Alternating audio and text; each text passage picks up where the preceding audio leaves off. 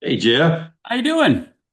good. How are you, sir? I'm doing good, thanks. Thanks for taking the time to join me. Oh, it's a pleasure. Let me start out by congratulating you on your recent success. Thank you. Your road to acting and as a spokesperson was a bit unconventional. Could you just talk about how you got started? Well, yeah, I've shared that, and it has really been unusual. Just being a regular shopper at Tractor Supply buying horse feed and welding supplies. Um, I got lucky, and I think they wanted. Well, let me back up and say that Tractor Supply wants real customers in their commercials and videos. And long story short, I guess they'd reached out, and I got suggested, and they called me.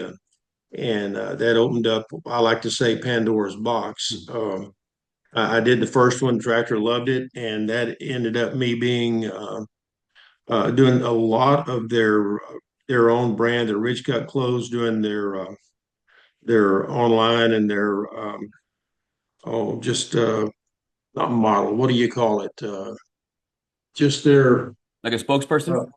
uh, there's print ads and that sort of thing. Okay. I do all their print ads in their catalogs and in their uh, computer stuff. But anyway, and then that same agent I'd never met suggested that, said they were filming 1883 in Fort Worth. I need to be a part of it. So I reached out and made phone calls, and the stars aligned, Jeff. I'm just telling you, the stars just aligned. I've told that to many people Yeah. because they had talked to me about being Sam Elliott's stand-in. Of course, I'm green. I don't know. And I said, well, guys, I can't be off work for 5 or 6 months. I own a business.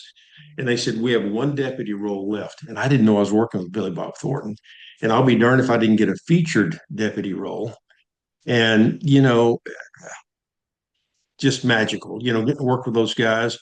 And that opened up many doors. I got Right. to do a lot of commercials after that. And then a guy with Agency 86, a guy named Bill Miller, has kept suggesting that I do voiceover. And this last year, they flew me to Maine for a national commercial, and they asked me to do the voice for it. Um, so that opened the door for me doing voiceover for their radio spots, and it's been a wild ride, Jeff. It's been a wild, crazy 5 years, but it's been fun. What was was acting on your radar or being acting, modeling, voiceovers, was any of that on your radar before the Tractor Supply gig came up? When I was young, I've always been fascinated and intrigued about it. I have an identical twin brother, and years ago, back in the early 20s, we were introduced to an agency out of Chicago or somewhere that were introducing twins. But my brother really never had an interest, so I just kind of let it go by the wayside. I thought, well, that might be an option to get into it, but that didn't happen.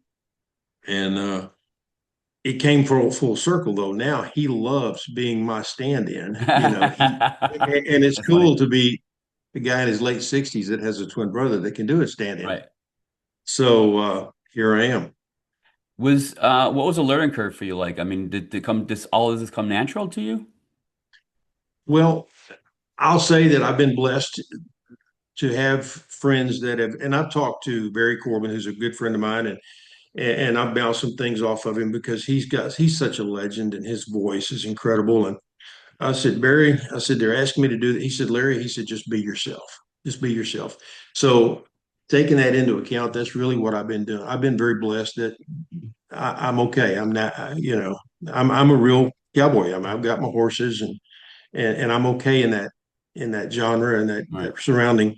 Now, speaking of that, I just did a music video a month ago in East Texas called for a guy named Justin Todd Herod, and I'm portraying a biker. That's a little out of my league, but here I am on a Harley instead of a horse. But uh, but it is what it is. And back to the learning curve, it was a lot. I mean, I met incredible people like Ronnie Hummel, who is a casting director, and she puts together classes, and I've taken a couple of her classes and learned a lot and learned to. I learned this a long time ago. Speak less and listen more, and you can really absorb and learn. Right. And I've been very, very, very lucky. I'll just tell you, I've been very lucky. Uh, And I've learned that you're really more judged by your talent's judged, but you're judged by who you surround yourself with. And I've been blessed to, like I said, Barry Corbin and Buck Taylor. I met Buck Taylor 15 years ago when I worked for the Fort Worth Stock Show and Rodeo, and he and I became friends, and that's how I got the introduction into Barry Corbin. We did the stock show parade every year, and this has been my sixth year, I guess. So, be careful who you surround yourself with. What I mean, you were talking about, working with Billy Bob Thornton and you're working with Sam Elliott. I mean, what I had the experience, I had the pleasure of interviewing Billy Bob last year, and he was just a delight to speak with, but I can't imagine working with someone of that caliber. What was that experience like? Well, it was almost surreal. There's a in episode two of 1883, Tim McGraw is getting deputized, and we're all in the sheriff's office, and it's a small little area. And I had one of those moments where I'm looking around, Jeff, and I'm looking around like, how in the heck did I get here? Here's Sam Elliott, here's Billy Bob Thornton, here's Tim McGraw. I'm like, just a surreal moment. And then after we're done, high five and shaking hands, and I'm like, wow, they just accepted me as one of them, and Right. here I am, and I just it was magical. Was there a point where you were able to leave your business, your day-to-day operations of your business and do this full time, or are you still working and are you still running your business? My son, I have a son, my only son runs the business. I'm still involved in it. I still own it, but I'm so busy right now with this new career that I've had to hand the reins to him, and he's Yeah. doing a phenomenal job. I mean, we talk every day, and if I have a slow week, I'll go out on the truck with him and work on these. We do gate automation, electronic gates. I'll go out with him. I still enjoy it, and I love my customers, but yeah, he runs the day to day. And just for example, I was just while I was waiting to get on here, I was thinking about February. The 18th, Bob Saul's got the Lone Star Poetry, Cowboy Poetry Gathering down in Bastrop, and uh, I had worked with him on the Academy of Western Artists. I was a presenter for him back in November in Fort Worth, and they're going to let me be a part of this new one, which I'm really excited about. And then I'm working currently filming a movie called Anderson County in Southeast Texas, a true story that Chris Siegler has written, and a really cool director named Gary Parker, who these guys are so fun to work with. Just really, it's a fun movie. And I'm excited. It's supposed to hit the screen sometime mid to late uh, this year, 2026. And then I've got a deal that I'll start filming in March, a Western up in Kansas with Ken Spurgeon. And I think Barry Corbin's going to be in this one. I think I don't quote it, but I've got a full plate, brother. What are your aspirations? I mean, is this what you, I mean, is this it for you? Do you have anything that it's a relatively new career for you. Do you have any goals? Absolutely, my goal is to really get more involved in some of the Yellowstone stuff. I've been blessed to be a deputy in 1883, and I was a Amarillo deputy in 1923, behind the scenes there when Spencer comes into town. But I'd love to be more involved, and I know that my agent, Miss Linda McAllister, who's awesome, has presented me a couple of times for a recurring role on Landman. Hadn't landed it yet, but to me, that's still the challenge. Hey, uh, I'm earning my stripes, and Right. I'm not afraid that. And Jeff, if this wasn't fun at my age, I wouldn't be doing it. It's fun. I like to think it's that old Toby Keith song, "Don't Let the Old Man In." It makes me aware of, I got a lot of time to make up here, so I'm packing a lot in, but it's fun and it keeps me mentally and physically challenged. So. Um, yeah, my goals are to get better at the craft and maybe do some more Yellowstone stuff. Yeah, I mean, you've got an in with Taylor Sheridan already, so it seems like it's a good place to be if you've got a few rolls under your belt with him. Yes, sir. Yes, sir. What has been the reaction from your friends and family been like? Well, it's been pretty incredible. I mean, everybody's fortunately supporting me. Now, my daughter, is probably my biggest critic. She goes, Dad, I don't want you out there showboating. You don't need to be putting stuff on social media. She's pretty hard on me, but she said, stay humble, which I am humble. I'm always going to stay humble, but um, yeah, my family's been very supportive, very, very supportive. Like I said, my twin brother says he gets to live vicariously through me, and him and his wife get to go to some of the events with me. And my son, matter of fact, my son was my photographer for the last 3, 4 years on the stock show parade, and he loves that. He'll get out and he's got a great camera, and he'll take my pictures and post them. And my daughter helps me by doing if I have an audition reel, she's really good on the computer, and I'm not really good at it.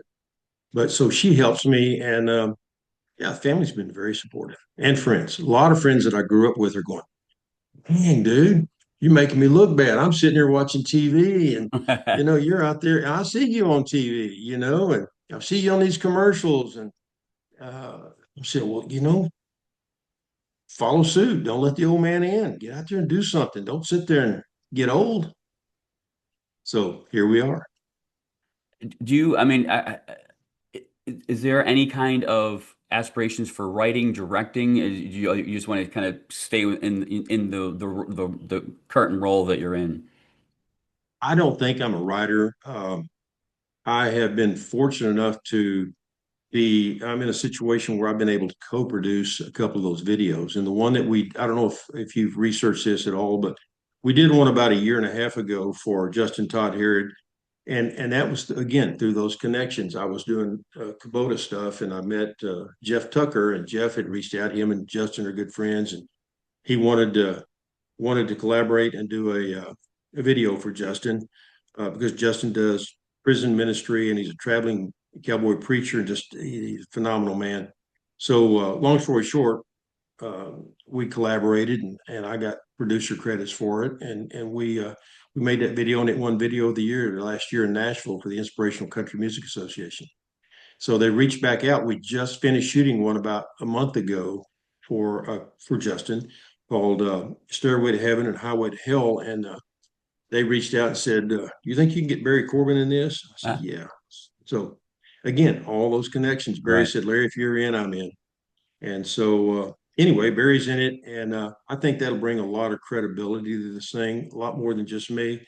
And so producing side, okay. Writing, I don't think that's me. No. I know my boundaries, and I'm just so humbled to get to do what I get to do that I'm happy. And I've done more than I expected I'd do, to be honest. But that's good. That's fantastic. I had the pleasure of interviewing Barry a couple years ago, and he was just a delight to talk to. Well, now that you mentioned Barry, Barry, like I said, we've been friends now for about 6 years, and he got inducted into the Texas Veterans Hall of Fame. I guess it's been a year ago, November. And long story short, his voice and he's just an incredible person. Got that unique voice. They were going to have AI do his introduction, and he goes, "No," he said, "Larry's going to do my introduction." I mean, That's fantastic. who in the world gets to do that? And Right. I'm like, when him and Joe reached out, I said, God, I mean, you talk about pressure. I mean, when I say pressure, internal pressure, Sure. because you hear his voice, his resume, and it's like I was just blown away that I got the privilege of doing that. And of all the things I've done, and getting to sit and visit with Sam Elliott on set 1-on-1 and really talk, and Billy Bob, and getting to go to one of his shows and go backstage, the top for me is to get asked by Barry Corbin to do his introduction. To me, that was the pinnacle for me. Sure. Sure. So anyway, Well, that's look, where I don't we're want at. to take up too much of your time. You sound like a very busy man. So I'm I just want to blessed, man. congratulate you again on your success and I wish you luck going forward.